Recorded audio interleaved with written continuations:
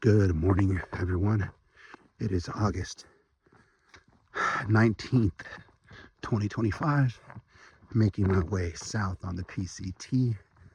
I left Timberline Lodge, Oregon yesterday morning. Made my way south just past Frog Lake.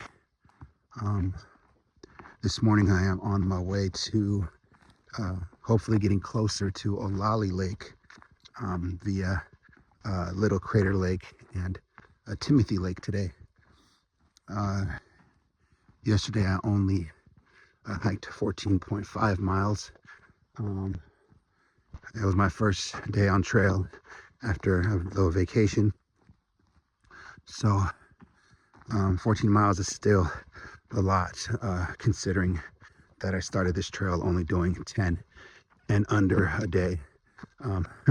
But hopefully today I can do closer to 20 while taking my time to take in Oregon and what it has to offer.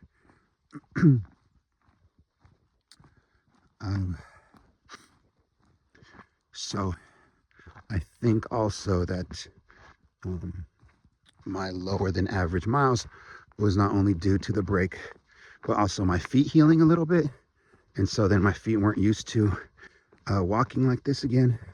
Also the new shoes, but also the backpack.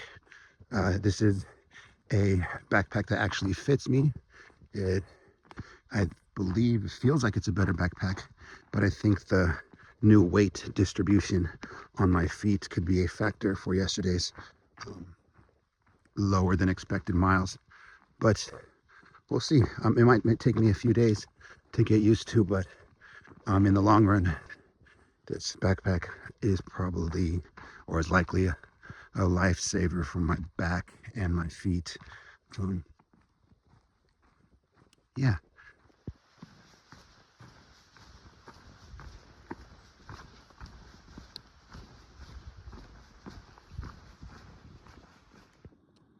So, quick insight on my routine in the morning. I usually go to bed really early, and now I wear earplugs, and I sleep pretty deeply, so I don't hear anybody come into the campsite if there's new people.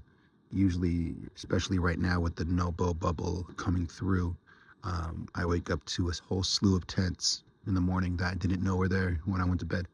So instead of waking them up, if I already did not wake them up by packing up my bag and tent, I like to cook my breakfast elsewhere. So I like to find an open spot or a cool spot to eat breakfast. One of my favorite places to eat breakfast is on roads. So I make my breakfast here so that I don't wake anybody up in the campsite. Plus, it gives me a chance to warm up my legs a little bit, drink more water before I eat breakfast. Picking up my pimples and stop that. Anyway, yeah, so today is coffee, oatmeal with protein powder, a Bobo's protein bar, some Welch's fruit snacks, and Folgers coffee, which is not powerful enough. I need 2 of them now, 2 packets. So I'm hoping to get some Starbucks via next chance I get to a place like Family grocery outlet. I think may have some Vias on sale, but yeah, I need to get me some coffee with some more caffeine.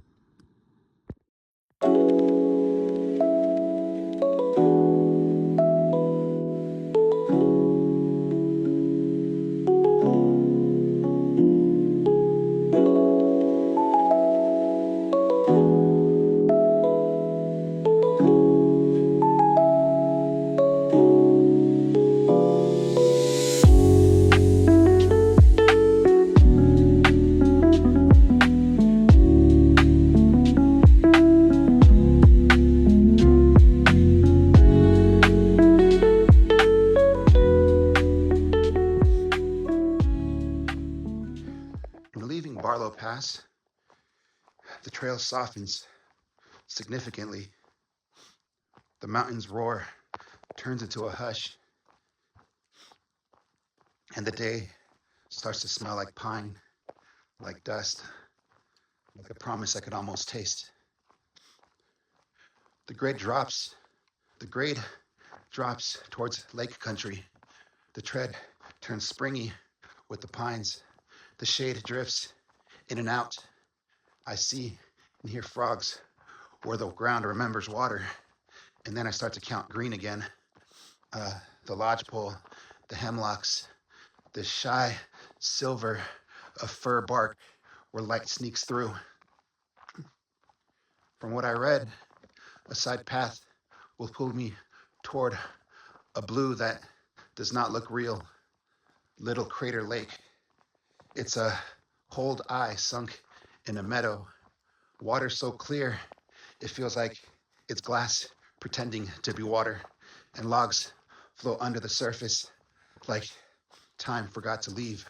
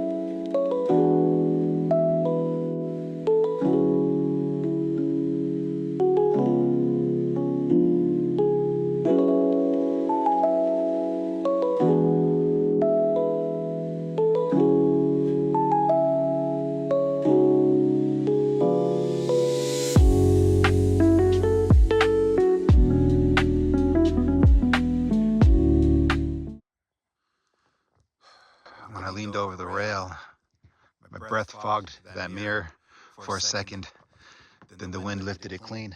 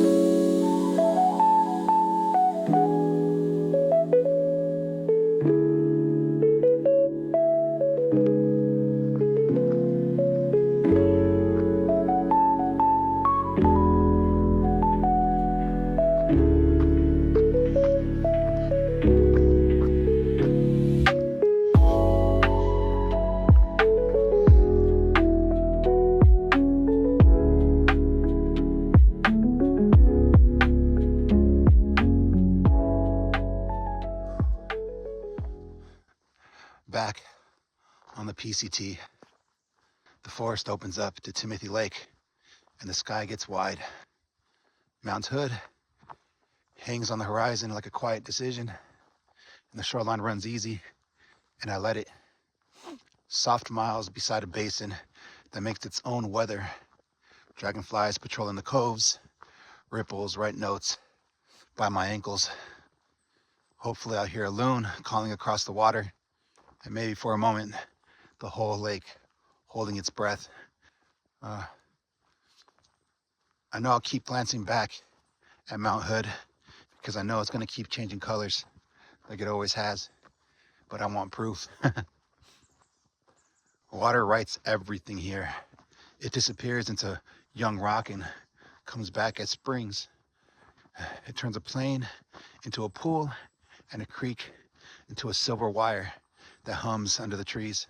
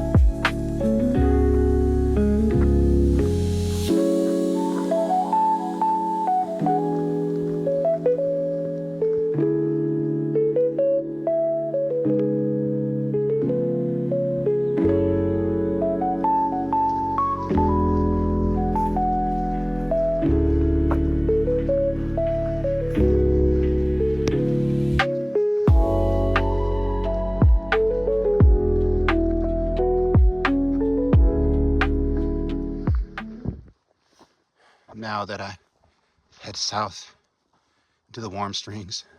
Warm Springs res. The forest thins out and the country tilts towards Olali. The word tastes like summer. Olali, berry. Chinook Wawa carried this word up and down these slopes, and it's stuck because it should. Huckleberries show up on the margins of the trails like it's a blessing that you never brag about. So when I see a huckleberry bush, I'll take one and leave 6, saying thank you to whoever kept these grounds open before me. Out here, a line on the map was once argued over for longer than it should have been. Warm Springs Reservation on one side, federal forest land on the other. The boundary carries treaties, trust, and history that demanded to be seen. I say, excuse me, some boundaries are just fences. This one is a story you walk beside. If you've crossed this line before, you know it's not just geography.